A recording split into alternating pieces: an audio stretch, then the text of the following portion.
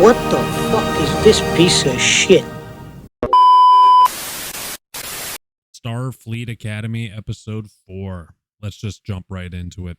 You know, this episode is slightly better, I think, than the other ones. Slightly, but that's not saying much, to be honest. The episode opens with the doctor, the EMH, running a class basically about public speaking, debate. And this goes just about how you think it would. Caleb's up there and he basically knows everything possible. For someone who basically just joined Starfleet and he just got out of prison, he knows a hell of a lot about everything. But what can you expect? He is the master debater after all. Jaden, Mir isn't ass. He's the best debater we got. Master debater. But now we get to hear the true meat of the story. As Jaden, we get a flashback with him that reveals his backstory with his family. And it goes just how you expect. You know, he's got a brother that's a true Klingon warrior. He even gets his new weapon, a bow, from his father. And what does Jaden get? Absolutely nothing. Jaden's brother reveals that he's been going out there and securing forbidden technology, the technology of Starfleet. And he's doing so because he has realized that his brother, Jaden, isn't a true Klingon like himself, but rather an explorer, a healer, a pussy. Surprise, motherfuckers. Unfortunately, Jaden's brother gets stabbed. He gets stabbed because he was out there trying to get more forbidden technology, more Starfleet technology, so that his brother Jaden could explore his senses. His pussification. Surprise, motherfuckers. We get a scene with Holly Hunter, and she's talking to the leader of the remaining Klingons. And this shit is hilarious to me because obviously there's a past relationship here that we haven't seen before because just based off the way they're talking. But it also shows that, that Starfleet is surprisingly oblivious to basic Klingon cultural dynamics. The fact that they have a conversation about this new homeworld that could replace Kronos, this is promising news. But yet our chancellor here, Holly Hunter, is unable to devise a plan on how to get them to that planet. And I'm going to come back to this in a little while, but this is where I was like, man, we just love ignoring obvious shit, don't we? We get a little scene with Jaden and his father, and it's about Jaden getting his first kill. And his father shows him that this device, the regenerator from Starfleet, is an insult to their family. Starfleet has not bled for them. Therefore, it is dishonorable. But there it is. A bird of prey is on the horizon. And so his father tells Jaden, hey, aim true and take your first kill and become a true blood Klingon warrior. But Jaden says he is honoring his brother and refuses to shoot that bird. Well, the father ain't having that shit. They all left.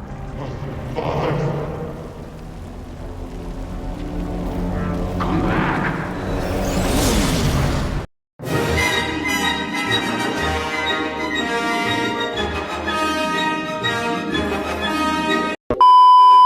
I'm just kidding. But then we get a scene that I don't even know what the hell is happening. We get a scene here with Durham and Jaden, and I mean, I don't even know what's going on, but they're touching each other and going paka puka po, who gives a fuck. Jaden's sitting all by his lonesome in his quarters thinking about better days when he gets a visit from our friendly neighborhood blue ankylosaurus. She sits down and goes, listen, Jaden, I know that you're having problems here at Starfleet Academy. You may be the only Klingon, as they say, but I can mentor you myself, Jaden. My half-blue ankylosaurus ass can teach you the ways of the Klingon warrior. Is that what you would like, Jaden? Because of course he needs to learn how to be a Klingon from yo dumbass. Jesus Christ. Now you get a little scene where it shows the flashback again, and basically Jaden believes that because he didn't kill the bird of prey, his father just left the planet, which was funny, to be honest. And honestly, should end the episode right there. But then our Jem'Hadar blue ankylosaurus comes in and goes, "Oh no, Jaden. Oh no, that's not what happened. Your father honored you the only way he knew how, by leaving your dumb ass on that planet." Oh, it's fucking true. Come back. This scene actually made me giggle because now he's up there and he's talking. You know, he's had a problem with this the whole episode, and he goes up there and he's doing his speech, and it's funny because he's saying, "Oh, we have to meet the Klingons on Klingon terms."